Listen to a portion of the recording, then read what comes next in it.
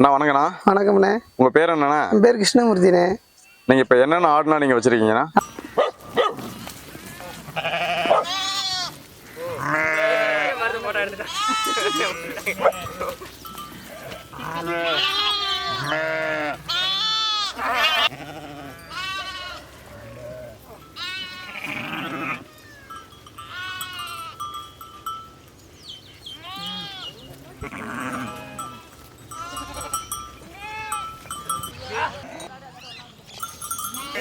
போட்டு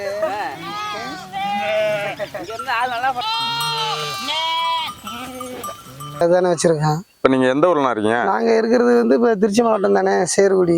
சேருகுடிங்களாண்ணா? ஆமாண்ணே. சரிண்ணா. அங்கே தானே இருக்கேன். இப்போ மொத்தம் எத்தனை ஆடுனா வச்சுருக்கீங்க? மொத்தம் நம்மகிட்ட இருக்கிறது 250 ஆடு இருக்குண்ணே. சரி, இப்போ உங்கள்கிட்ட எத்தனை பேர் நான் வேலை பார்த்துட்டு இருக்காங்க? நம்மகிட்ட இருக்கிறது 3 நாள் வேலை பார்க்குறாங்க. நீங்கள் இந்த ஆடு வந்து ஸ்டார்ட் பண்ணும்போது எத்தனை ஆடுனா நீங்கள் ஸ்டார்ட் பண்ணீங்க? ஸ்டார்ட் பண்ணும்போது நம்மக்கிட்ட ஒரு 50-60 ஆடு இருந்துச்சு. குட்டினா? குட்டிங்க அதில் சேர்ந்த குட்டிங்க தான் 50 ஆடுகள் இருந்துச்சு. அப்படி கொஞ்சம் அப்படியே சேர்த்து இறப்பிடிக்கி. சரிண்ணா. இப்போ 250 ஆடு வச்சுருக்கோம்ண்ணே.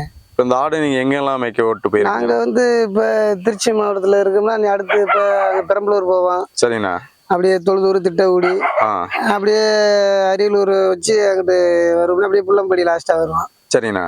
வந்து அப்புறம் பொட்டாசி இதில் அங்கிட்டு கொல்லிமலை சைடு வருவோம்ண்ணே. சரிண்ணா. பச்சைப்பெருமாவட்டி. சரிண்ணா. அப்படி சீசனுக்கு பிறகு மாறிக்கிறோம்ண்ணே. மழை சீசனுக்கு எங்கிட்டு ஃபாரஸ்ட் வந்துடுவோம். சரிண்ணா.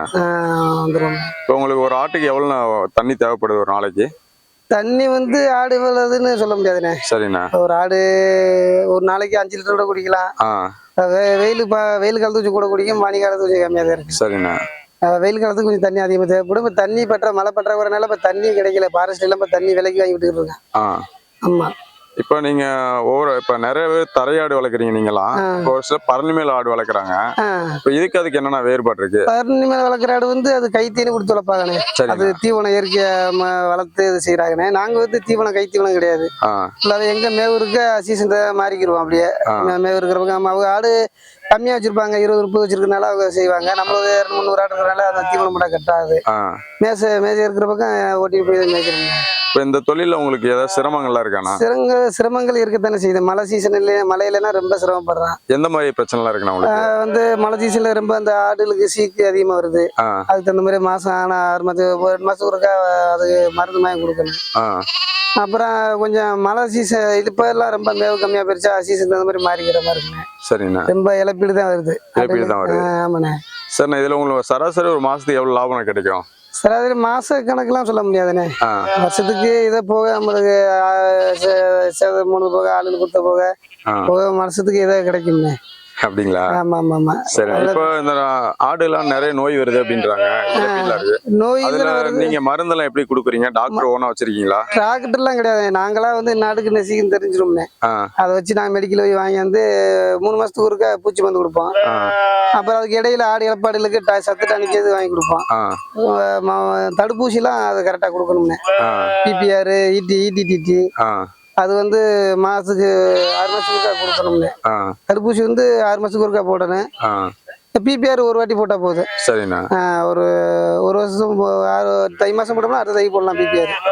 அது வந்து அடிக்கிற தேவையில்லை. தடுப்பூசி வந்து இப்போ கொடுத்தாங்க. இப்போ 3 மாசத்துக்கு ஒருக்கா மழை சீசனுக்கு முன்னாடியே கொடுத்துடணும். ஆமா.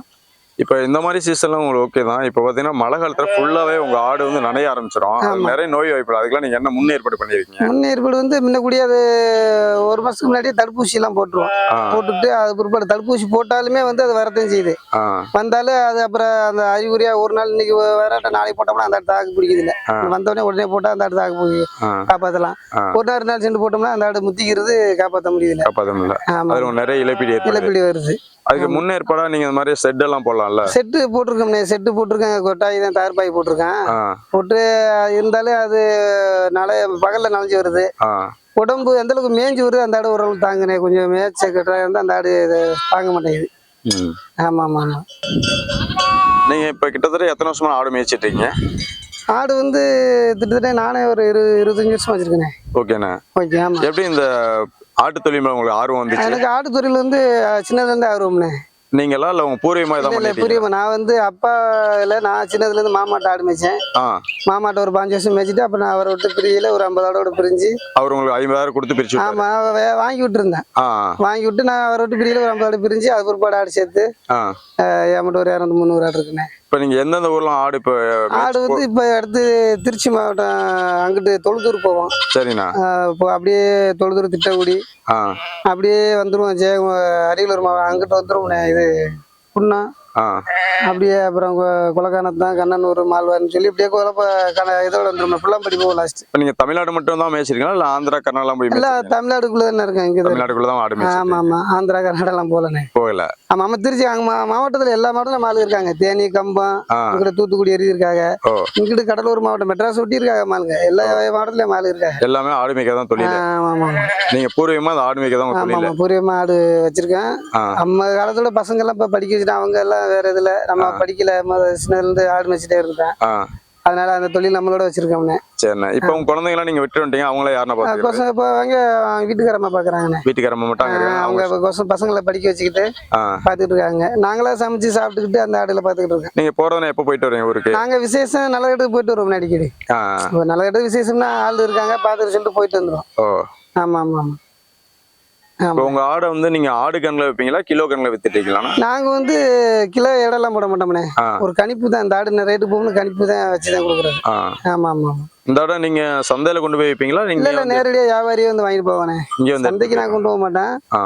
நேரடியா வியாபாரியே வந்து இங்க நம்மகிட்ட பட்டியில வாங்கிட்டு போவாங்க. ஒரு ஆடோட ரேட் என்ன ரேட்னா கொடுப்பீங்க நீங்க?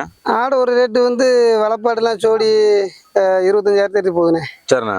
நான் இந்த இது ஆ. நார்மல் ஆடு 20 22 23 இப்படி போகுது. குட்டிலாம் கொடுப்பீங்களாண்ணா? குட்டி கொடுப்போம்ண்ணே. ஜோடி எப்படி 13,000 14,000 ஆ. அப்படி போகுதுண்ணே ஜோடி.